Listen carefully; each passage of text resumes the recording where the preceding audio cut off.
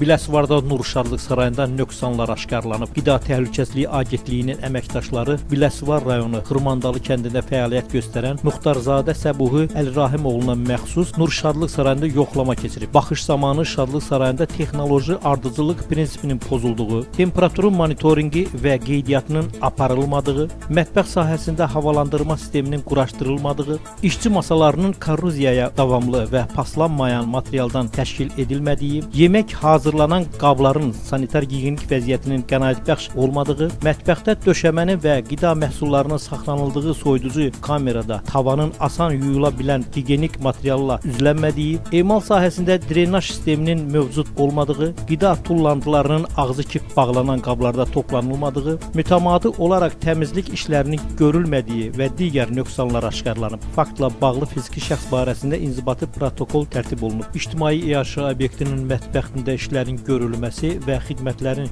göstərilməsi nöqsanlar aradan qaldırılana dək müvəqqəti məhdudlaşdırılıb.